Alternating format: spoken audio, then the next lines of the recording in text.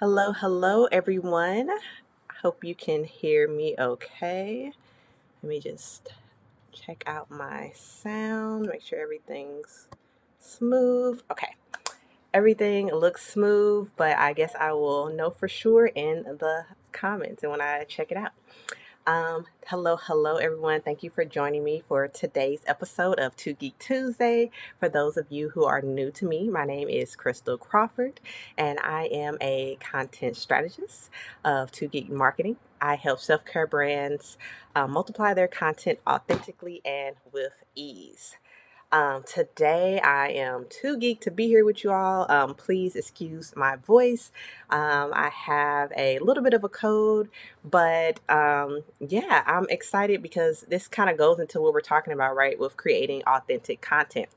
Um, I want to make sure that I am showing up in my commitment to myself as well as to you all. I had enough energy to do my skincare routine and have enough energy to do that. So I'm gonna come here and provide this information to you all, even though I'm a little tired. Of course, I don't want to promote. What do you call it, like grind culture, like if I could hardly get up and stuff, I wouldn't be doing this today. I would have repurposed a video and then sent that out and get back to you all when I was better. But like I said, I have enough energy to do my skincare routine, have enough energy to do this live, and I got me some tea. I got me my Bravado cup from Black Girl Bravado podcast, and yeah, I'm too geeked to be here with you all and talk about creating authentic, repurposable content. Now, okay, repurposable may not be a real word, but follow along with me. Come on, just go along with me. Humor me, please. So, again, today we're going to be talking about creating authentic, repurposable content. And I'm so excited about this topic because I noticed that a lot of brands will shy away from creating video content because when they think of making reels in particular, right? When you think about short form content, reels and TikTok in particular, people who are not used to that or are not necessarily comfortable with social media, they immediately go like, oh, I don't feel like dancing. Oh, I don't feel like pointing. They immediately go to trends, right? They're like, oh, trends overwhelm me. They may think, I can't keep up when there's a trend. I'm never, on time, or I don't know how to make work for my business, this and that. And then it overwhelms them. And or they're kind of like, well, I want to do this trend, but that doesn't seem, that's not me. I'm not a dancer. I'm not a this. I'm not a that. So that's why today I really want to talk about creating authentic, repurposable content, because even though trends are really fun to make and they can at times really increase your views if you do it right. However, we want to work smarter, not harder. And a lot of times when you do a trend, you can only use that video once. We want to create videos that you can use over and over again so you can multiply your content, right? Like that's what I, try to help all my clients do, multiply their content, work more with less. So in order to make that repurposable content, we need to make authentic content. And that's what we're going to be talking about today. So let's get into the definition. Like, so again, what is authentic repurposable content? It's content that is true to you and that can be used across multiple platforms and campaigns, right? So, again, when I talk about creating this content, it's not just about making reels, it's not just about making TikToks. This can be, this can be for, your LinkedIn. This can be for your Facebook. This can be for your own, platforms. If you have your own app and things of that nature. This can be used for email campaigns. This content can be used on multiple platforms. And when I say campaigns, it doesn't just have to be marketing campaigns. This can also be campaigns where you're trying to get brand awareness, which in a way is a type of marketing campaign. But again, I want us to think a little bit outside the box of all the different ways that we can use content, right? So let's get into the first way. And I have broken these ways up into levels, right? So I have beginner, intermediate, and advanced of how I think of it anyway. And then, we'll go into that. So let's get into the first one, which is what I consider to be beginner. A beginner way to create authentic, repurposable content is to document yourself. And I say this is a beginner way because This is you really doing things that you're already doing. You don't need anyone else to really do this for you, right? You can go ahead, you can get your phone, you can get a stand, you can prop it up against something, okay? Like I've propped my phone against, windows, against cars, against so many things to get a shot when needed. But when we talk about documenting, we want to talk about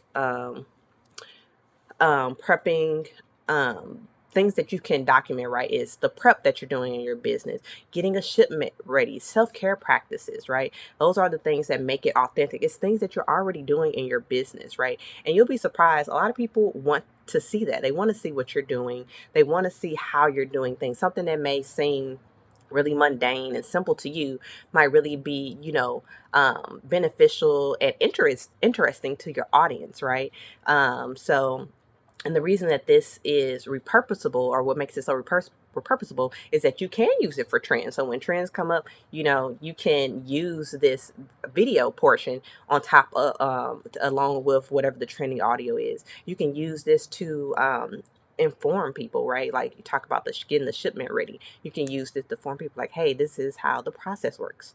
You can use this to create voiceovers, which again just creates so many options that you can do, because you can do a voiceover about what you're doing for so many things. So here's a quick example of documenting yourself. It's about that time. In a minute, I'ma need a sentimental man or woman to pump me up. Feeling fussy, walking in. Awesome. So this video here was literally me working. It was me working on a video, and I just hit record, time lapse, all that stuff. So again, I call this a beginner level, because you really just doing what you're already doing, right? And you really just need a place. Like, you can't really see, but my phone is propped up. I have a little table stand, and it's propped up on the window, and then I'm zoned out. I'm doing what it is that I need to do. And I also like this because I feel like this helps you become authentic, because after a while you kind of stop thinking about the camera, because I think that's what holds a lot of people up, is when they're making content, they want to be authentic, is they see the camera and they freak out, and they're like, you just turn to this other person, right? But when you're filming yourself long term doing something, after a while you hopefully kind of forget like that you're recording, and then you can really get the essence of who you are. One moment. I'll take a little sip of my tea.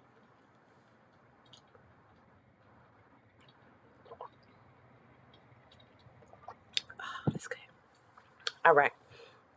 So, so that is the first way, which is document yourself. Let's get into the second way, which I consider intermediate, and that is going live.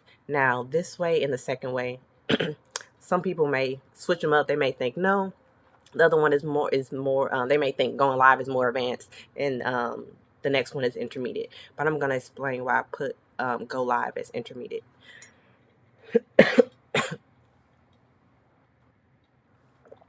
Oh, excuse me. So I put go live as going intermediate because, to me, when you go live, you can't practice, right? So again, when we talk about creating authentic content, this really helps you be authentic, because you can't be like, oh, I'm going to talk about this, or and like, you can prep a little bit, but again, it's live, right? So hopefully you're getting your most authentic self. And then there's tricks and tips to like go live and be more authentic. If you're not quite used to being on camera, first of all, you have to practice. Another thing that you can do is go live with someone, like actually someone in the room with you that you're comfortable with, and then you kind of get relaxed, and then you kind of, again, going back to hopefully forgetting that the camera is even there, because you're talking to this person who you're close with or you're comfortable with, which in turns make you comfortable, which in turns gives you more authentic content. So let's take a look at oh, excuse me, at how this is authentic. This is authentic because going live, you can do so many things, right? This is just a few, but you can answer questions, you can tell a story, you can teach, right? And all these things are authentic because only you are going to, answer the questions, tell the story, teach in the way that you do. So that's why it really brings out authentic content when you go live. Another reason that this is so repurposable is because you can get snippets of it. Like, this video is going to probably end up being like somewhere between 10 to 15 minutes long. That's a lot of 15 to 30 to 60-minute clips that I can take out of this video and use in other places, right? It allows you to highlight a topic, right? So maybe something you talk about now, later down the road, you know how there's a holiday for everything. You're like, oh, I talked about that before. Boom. Now you can use it, or something's coming up, world events. Boom. Now you can use it.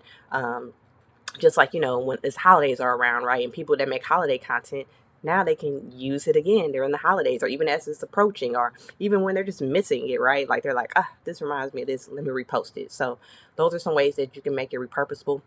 Another way that this can be really good and that I've used is you can use your lives to answer frequently asked questions. So I've done lives before, especially when I'm teaching, and people ask me the question. They're like, hey, how do I do this? Or hey, blah, blah. And I can just direct them to this video, direct them to this live, right? Where I'm like, hey, I answered your question in this, go check it out. And now that saves me time. And now they get a high quality answer, breakthrough, and all that good stuff. So those are some ways that they can be, how going live is authentic and repurposable. And again, I consider it intermediate because you can't really fake it when you go live. So again, that really brings out the authentic part of the content. So let's take a look at an example. I look like these. I look like these. I look like these. I look like these. I look like these. I look like these. I also look like that. I love dancing, y'all. So anyway, with this, so this is actually a slide from when I used to do this series, Two Geek Tuesday, on Instagram. And so I wanted to bring this up to show you that, sometimes also people, when they go live, they get really nervous. They're like, what should I talk about? Things of that nature. You can create slides, especially like how I'm doing now, as well as even when you're going on Instagram, you can create slides that will allow you to, remember, like, oh yeah, I'm talking about this, and kind of guide you as you go along. And then that really helps too when you are maybe starting out and you're like, getting nervous and things like that. Then you can use your slides as a guide, which is why I wanted to show you this example. All right, let's get into the last example and what I consider to be intermediate.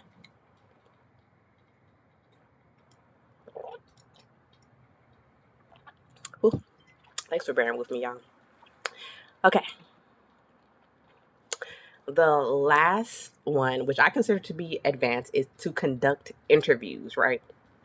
Conducting interviews are super awesome. And I consider this to be a little bit more advanced than going live because you need another person, right? When you're conducting an interview, you are relying on, you need someone else's schedule, you need someone else's time. And also it's like, when another person is involved, then, there's some randomness in it, right? You don't know what may or may not be going on their end. There are definitely ways to control it, where you can invite them to come meet with you. There's, you can send them mic kits. There's all kind of things you can do to make the interviews more controlled. However, anything with another person involved, it can, add a little bit more challenges, right? And also, you don't necessarily know how the interview may go, which I think is the cool part of it and the fun part of it. So let's talk about what makes this authentic and repurposable.